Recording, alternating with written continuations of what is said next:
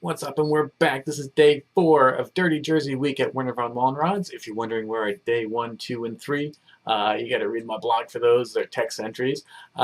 So I've been doing, new stuff. I've been doing new releases of old stuff. I've been doing old stuff. And now we're going to go real old school. I used to hate when the video shows would say, this is old school Thursday or something. I mean, obviously that's Video Music Box, but Rhapsody, they'd all have old school days. And then they play videos from like 2 years ago. It's like, okay, yeah, it isn't current, but come on, I want old school. I want EPMD's first album should be like the newest of the old school. I want the real old school. Play Houdini videos and stuff like that, and they almost never did. So, going way back, this is some real old school Dirty Jersey stuff, and something most of you guys probably not familiar with. From 1986 on Night Spot Records, The Ultimate 2 and DJ Speedy J. This is their one and only record. In fact, this is Night Spot Records' one and only record. Came out in 1986 from Camden. And as you can sort of see here on the label, previously owned by DJ Kevy Kev. And Kev, I gotta say, if you're watching this, you need to take better care of your records, because this was pretty beat up and dirty. I cleaned it up and it came out pretty well. So, okay, anyway, Ultimate 2 and Speedy J. In the writer notes here, you'll see a couple names. All three named Robert. Two are clearly brothers. They have the same last name. Another guy named Wilson. So I'm guessing the two brothers are the Ultimate 2 and Speedy J is Wilson. That's just a guess, though. I mean, they could be crediting their producers or anybody else for co-writing the song. But I'm assuming that's who it is. Within the lyrics, they say their MC names are K-Love, which I assume is no connection to K-Love from Bad Boys and all that, because that K-Love was female, and these are definitely guys. And Rob 1. I also assume, obviously, no connection to DJ Rob 1. So these are the original Rob 1. Actually, not the original K-Love, because I think that K-Love came first. 1986 is this record. So anyway, K-Love and Rob 1 equal the Ultimate 2, and they're DJ Speedy J. And the song is called It's Blue, with a B-side called Vicky Love. So again, 1986, you got to expect very old school. This is, again, like programmed beats, that kind of stuff, really big, loud, kind of, manufactured beats, that kind of stuff, way before they had really kind of sampled, nice, drum kits and that sort of stuff. Big bang kind of stuff. Definitely Run DMC influence here. They don't sound exactly like Run DMC, but you can totally hear the influence as well. I mean, you're going to hear it. I'm going to play the clip so you'll hear it for yourself. There's definitely, in fact, they actually also mention Daryl and Joe on their song Vicky Love. It's Blue, though, is definitely the better song. Throughout the song, they're talking about being true blue. And for a long time, when I first heard this record, I just assumed that the record label got the song title wrong. Like, oh, great guys, you can't even get the song right. But at the very end of the song, they do shout out, "It's Blue." So I guess that is meant to be the title of this rap. They do mention some other MCs here, too, on this song, like Curtis Blow and stuff. And DJ Speedy J does some nice cuts. Again, it's pretty rudimentary. You gotta think really old school. But for 1986, it's pretty dope. You actually hear them a little bit better on the dub mix. I don't think he necessarily does any additional scratching. Maybe he does, but I think it's just more you appreciate it more because they're not rapping over it. So you're going to recognize a lot of kind of really basic beat elements and, a few samples that you've definitely heard a billion times before. Like, they're not really breaking new ground, but they do use it well, and it's pretty dope for a Run DMC influenced, mid-'80s rap, before the whole Marley Marl era. I mean, technically, I guess he Cut So Fresh and all, but before, In Control and Marley Marl as we know it. And MC-wise, before Rakim and all, they're kind of on the yelling tip. Again, they're not really Run DMC-ish, it's just an influence there.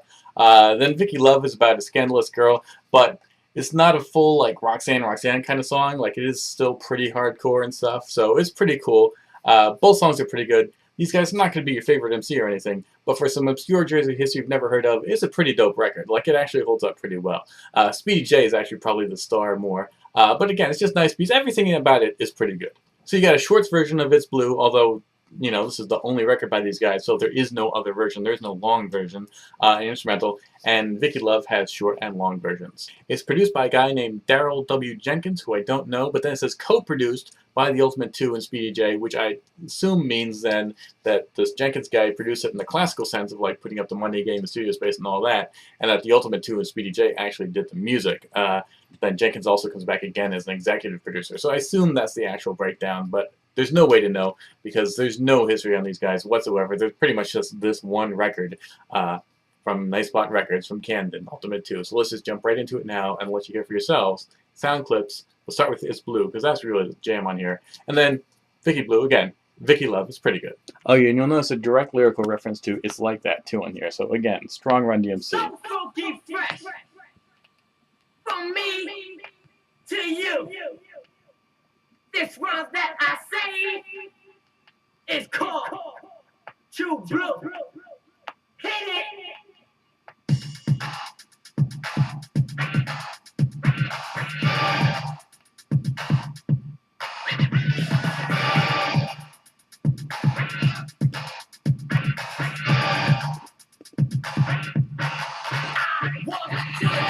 In my neighborhood, turn around the corner, what would you say? It's a gun. Talk about the neighborhood and how it was. He said he really cares, and I know he does. So I went back home, put on my cologne, went back downstairs, picked up the telephone, and then I called. You doing shit, Joe, what's up? Talk a little trash, try to get some.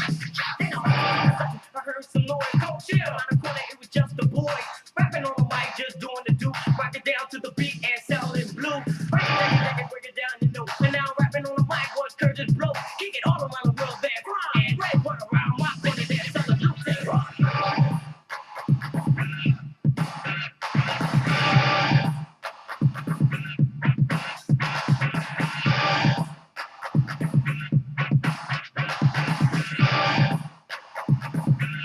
Why don't you?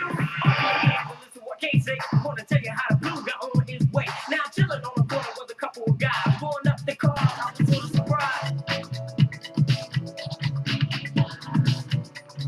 Yo, I know 50 love, yeah, from head to toe. I heard you did it with your guy's name, down. And so where we went walking downtown on the avenue, it's Steve Pickett moving fast like she's in a car new. This is five and killer.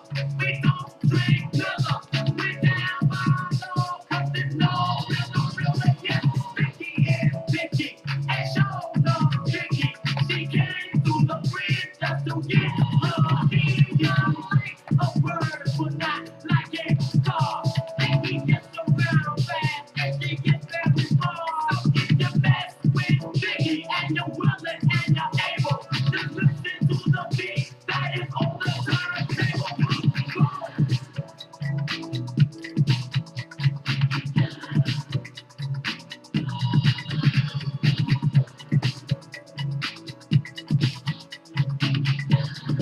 What you ready, Kill? She wore